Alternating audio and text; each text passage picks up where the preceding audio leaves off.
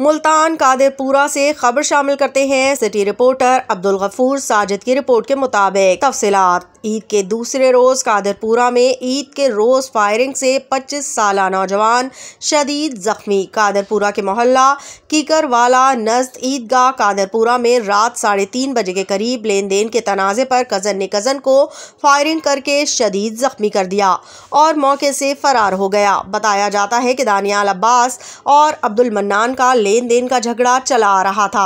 ईद के रोज झगड़े ने तूल पकड़ा तो दानियाल अब्बास कज़न ने फायरिंग कर दी, जिसकी जद में आकर दूसरा कज़न अब्दुल मन्नान वल्द मंजूर हुसैन उम्र 25 साल शदीद जख्मी हो गया और खुद मौके से फरार हो गया।